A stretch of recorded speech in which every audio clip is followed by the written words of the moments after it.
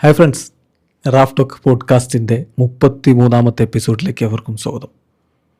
യുദ്ധം ഇങ്ങനെ തുടരുകയാണെങ്കിൽ വേൾഡ് കപ്പിൽ കളി നടക്കുമോ എന്നൊരു ചോദ്യം ഇന്നൊരു സുഹൃത്ത് കമൻറ്റ് ചോദിക്കേണ്ട. യുദ്ധം ഇങ്ങനെ തുടർന്നാൽ വേൾഡ് കപ്പ് കളി നടക്കുമോ റാഫിക്ക എന്നായിരുന്നു ആ ചോദ്യം. വേൾഡ് കപ്പ് നടക്കാൻ ചാൻസ് ഇല്ല ഇങ്ങനെ പോയാൽ എന്നൊരു സുഹൃത്ത് മറുപടി ഇട്ടിട്ടുണ്ട്. ചാൻസ് കുറവാണ്, USA മെക്സിക്കോ ഒക്കെ പ്രശ്നമുണ്ട് എന്ന് മറ്റൊരാളുടെ മറുപടി. അപ്പോൾ യുദ്ധം ഇങ്ങനെ തുടർന്നാൽ കളി നടക്കുമോ എന്നുള്ള ചോദ്യം വരുമ്പോൾ പലരും ഇതിൻ്റെ ഇടയിലാണോ തൻ്റെ കളി എന്നും കമൻ്റ് ഇട്ടിട്ടുണ്ട്. തീർച്ചയായിട്ടും ഇതിൻ്റെ ഇടയിൽ എന്ത് കളി എന്നുള്ളത് തന്നെയാണ് സ്വാഭാവികമായിട്ടും നമുക്ക് ചിന്തിക്കാൻ കഴിയുക. ആദ്യം ജീവനാണല്ലോ വലുത്. ഇറാനിയൻ ഫുട്ബോൾ ഫെഡറേഷൻ്റെ തലപ്പത്തിരിക്കുന്ന ഒരാൾ പറഞ്ഞ പോലെ ഫുട്ബോളൊക്കെ രണ്ടാമത്, ജീവനും ജീവിതവുമാണ് ഏറ്റവും വലുത്. അപ്പോൾ ഇതാണ് ഈ യുദ്ധം ഉണ്ടാകുമ്പോഴുള്ള പ്രധാനപ്പെട്ട പ്രശ്നം. മനുഷ്യൻ്റെ സ്വസ്ഥ ജീവിതം നഷ്ടപ്പെടുത്തിക്കൊണ്ട് കുറച്ചാളുകളെ ലോകമങ്ങ് വെട്ടിപ്പിടിക്കാൻ ഇറങ്ങിയാൽ ഇങ്ങനെ സംഭവിക്കും. ചില ആളുകൾ ലോകം വെട്ടിപ്പിടിക്കുക, മറ്റുള്ളവരുടെ മേൽ കുതിര കയറുക, ഇതാണ് സംഭവിക്കുന്നത്. കണ്ടില്ലേ, കുട്ടികൾ പഠിക്കുന്ന സ്കൂളിൽ കൊണ്ടുപോയി ബോംബിടുക, 100-ലധികം ആളുകൾ മരിച്ചു എന്നാണ് ഇൻ്റർനാഷണൽ ന്യൂസുകൾ റിപ്പോർട്ട് ചെയ്യുന്നത്. 100-ലധികം കുഞ്ഞുങ്ങൾ.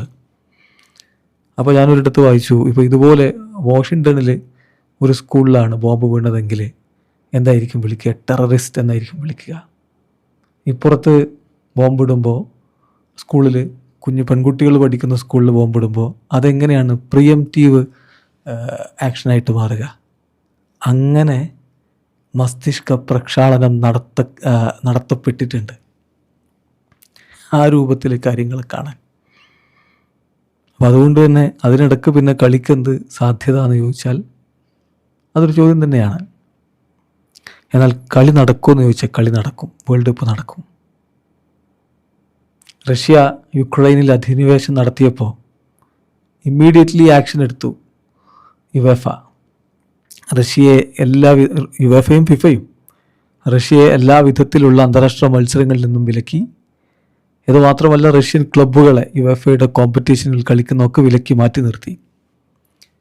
എന്നാൽ ഇപ്പോൾ അങ്ങനെ ഒരു തീരുമാനം USA-ക്കെതിരെയോ ഇസ്രായേലിനെതിരെ എടുക്കാൻ ഫിഫക്ക് കഴിയുമോ? കഴിയില്ല, അത് നടക്കില്ല. അതാണ് നമ്മുടെ ഇന്നത്തെ ലോകക്രമം. പെപ്പ് ഇന്നലെ ചോദിച്ചില്ലേ, is these modern world right now എന്തൊക്കെയാണ് പോകുന്നതെന്ന് അദ്ദേഹം ചോദിച്ചില്ലേ? അത് തന്നെയാണ് ചോദ്യം. ഇതാണ് പുതിയ ലോകക്രമം.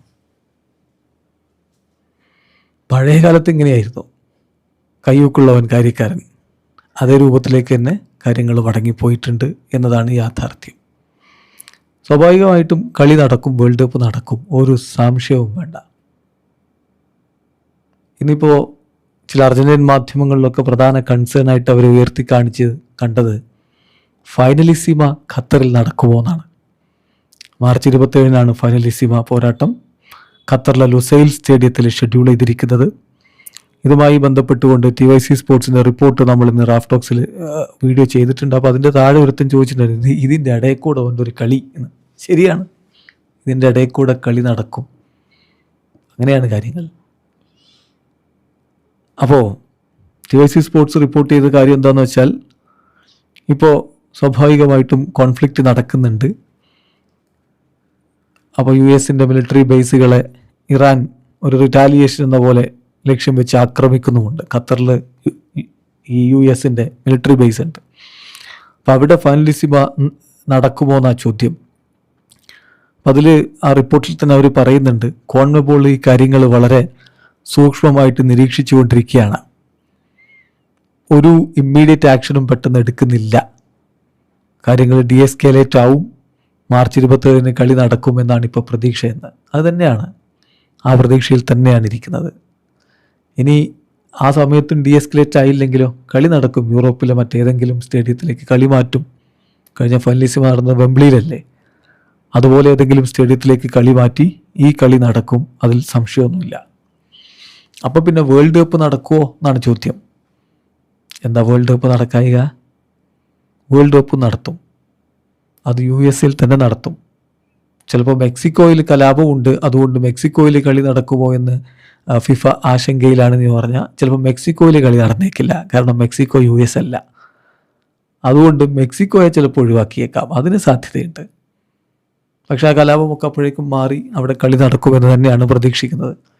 കാനഡയിൽ ഇപ്പോൾ പ്രശ്നങ്ങളൊന്നുമില്ല. ഇനി പ്രശ്നങ്ങളുണ്ടായി അവിടെയും ചിലപ്പോൾ കളി നടക്കാതിരിക്കാം. അല്ലാതെ USA നിന്ന് കളി മാറ്റുമൊന്നുമില്ല. അങ്ങനെയൊന്നും ആരും കരുതണ്ട. അങ്ങനെ തന്നെയാണ്. ഇതാണ് യാഥാർത്ഥ്യം.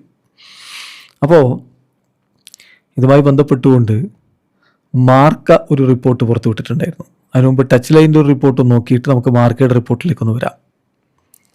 ടച്ച് ലൈൻ്റെ റിപ്പോർട്ട് എന്താണെന്നറിയോ? FIFA is monitoring Iran closely after US strikes as the team has qualified four 2026 world cup and will play group matches in the US. US അവരുടെ 3 മത്സരങ്ങൾ ഷെഡ്യൂൾ ചെയ്തിട്ടുള്ളത്. അപ്പോൾ അതുകൊണ്ട് ഇറാനെ വളരെ ക്ലോസ്ലി ഫിഫ മോണിറ്റർ ചെയ്തുകൊണ്ടിരിക്കുകയാണ്. FIFA secretary general Mattias Grafstrom said it's too early for details. പക്ഷേ global issues കൃത്യമായിട്ട് മോണിറ്റർ ചെയ്യുന്നുണ്ട്. ടൂർണമെൻറ്റിൻ്റെ സേഫ്റ്റിയാണ് ഏറ്റവും പ്രധാനം എന്ന് ഫിഫയുടെ സെക്രട്ടറി ജനറൽ പറഞ്ഞിട്ടുണ്ട്.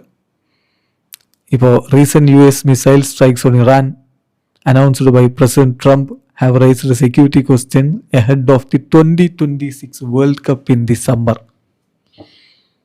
അപ്പോൾ ആശങ്ക എന്താണെന്ന് വെച്ചാൽ ഇറാനെ പങ്കെടുപ്പിക്കുന്നതിലാണ് ആശങ്ക.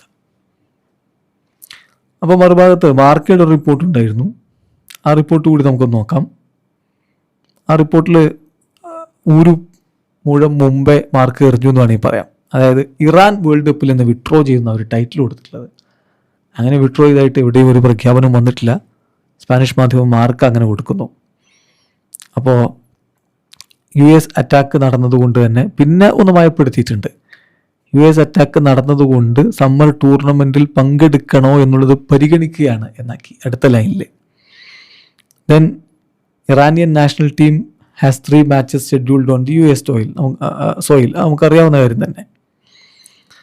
എന്നിട്ട് അവിടെ നിന്നുള്ള ഒരു റിപ്പോർട്ട് അവർ വിശദമായിട്ട് കൊടുക്കുന്നുണ്ട്. അവിടുത്തെ ഒരു സ്റ്റേറ്റ്മെൻറ്റ്, ഇപ്പോൾ നമുക്കറിയാം അവിടുത്തെ ലീഗ് മത്സരങ്ങൾ അവർ സസ്പെൻഡ് ചെയ്തിട്ടുണ്ട്. ഇറാനിയൻ ലീഗ് സസ്പെൻഡ് ചെയ്തിട്ടുണ്ട്. സ്വാഭാവികം അവിടെ ഈ വലിയ രൂപത്തിൽ ബോംബിംഗ് ഒക്കെ നടക്കുമ്പോൾ അതിൻ്റെ ഇടയിൽ കൂടെ ഈ പറഞ്ഞ പോലെ ഫുട്ബോളിനൊക്കെ ഒരു പ്രസക്തിയും ഇല്ലാത്തതുകൊണ്ട് ആ കളികൾ അവർ സസ്പെൻഡ് ചെയ്തിട്ടുണ്ട്. എന്നാൽ ഇപ്പോൾ ഈ വിഷയത്തിൽ അവിടെ നിന്ന് വരുന്നൊരു പ്രതികരണം കൃത്യമായിട്ട് വന്നിട്ടുള്ളത്, നിലവിൽ ഇപ്പോൾ എന്താണ് സംഭവിച്ചുകൊണ്ടിരിക്കുന്നത് അതനുസരിച്ച് വിത്ത് വാട്ട് ഹാപ്പൻ ടുഡേ ഇന്നലെ പറഞ്ഞതാണ്. അവരുടെ ഇറാനിയൻ ഫുട്ബോൾ ഫെഡറേഷൻ്റെ പ്രസിഡന്റ് പറഞ്ഞ കാര്യമാണ്. വാട്ട് ഹാപ്പൻ ടുഡേ, ഇനി US അറ്റാക്ക് കൂടി വന്നപ്പോൾ ഞങ്ങൾ വേൾഡ് കപ്പിന് പോകാൻ കഴിയും എന്ന പ്രതീക്ഷയില്ലാതിരിക്കുകയാണ്. പക്ഷേ ഇതിൻ്റെ ഫൈനൽ തീരുമാനം എടുക്കേണ്ടത് കൺട്രിയുടെ സ്പോർട്സ് ഹെഡാണ് എന്നുകൂടി അദ്ദേഹം പറഞ്ഞിട്ടുണ്ടായിരുന്നു. സ്വാഭാവികമാണ്, ഇത്തരമൊരു സാഹചര്യത്തിൽ അങ്ങോട്ടേക്ക് അവർ ട്രാവൽ ചെയ്യാനുള്ള സാധ്യത കുറവാണ്. അൺലെസ് മാച്ചസ് USA നിന്ന് മാറ്റി കാനഡയിലേക്കോ അവരുടെ ഗ്രൂപ്പ് സ്റ്റേജ് മത്സരങ്ങൾ മെക്സിക്കോയിലേക്കൊക്കെ മാറ്റിയാൽ അവർ ട്രാവൽ ചെയ്തേക്കും. പക്ഷെ അതിന് സാധ്യതയൊന്നുമില്ല. ഓൾറെഡി ഉണ്ടാക്കിയ ഫിക്സറൊന്നും USA മാറ്റില്ല എന്ന് മാത്രമല്ല വേറൊരു ടീമിനെ അവർക്ക് പകരം ഇറാന് പകരം അവിടെ കളിപ്പിച്ചുകൊണ്ട് ടൂർണമെൻറ്റ് നടക്കും. ഇതാണ് നടക്കാൻ പോകുന്നത്. ഇത് മാത്രമേ നടക്കൂ. അല്ലാതെ ഈ പറഞ്ഞ പോലെ ഫിഫ ഇതിനെതിരെ ആക്ഷൻ എടുത്ത് ടൂർണമെൻറ്റ് മൊത്തം USA നിന്ന് മാറ്റി മറ്റൊരിടത്ത് നടത്തും നിങ്ങൾ വരുന്നുണ്ടോ? ഒരിക്കലും നടക്കാൻ പോകുന്ന കാര്യമല്ല അതൊന്നും. അത് നടപ്പാവില്ലെന്നേ. അപ്പോൾ അതുകൊണ്ട് ടൂർണമെൻറ്റ് നടക്കില്ല എന്നൊന്നും ആരും കരുതണ്ട. വേൾഡ് കപ്പ് അത് USA തന്നെ നടക്കും. ഞാൻ നേരത്തെ പറഞ്ഞ പോലെ മറ്റ് 2 രാജ്യങ്ങൾ ചിലപ്പോൾ എന്തെങ്കിലും ചെറിയ കാര്യം ഉണ്ടായാലും നടക്കണ്ടെന്ന് വച്ചേക്കാം. പക്ഷേ USA കളി നടക്കുക തന്നെ ചെയ്യും. പുതിയ ലോകക്രമം അങ്ങനെയാണ്. നിങ്ങളുടെ അഭിപ്രായങ്ങൾ കമൻറ്റ് ബോക്സിൽ രേഖപ്പെടുത്തുക. വീഡിയോ അവസാനിക്കുന്നു. ഫുട്ബോൾ ലോകത്തെ കൂടുതൽ വിശേഷങ്ങളുമായി റഫ് ടോക്സിൽ എത്താം.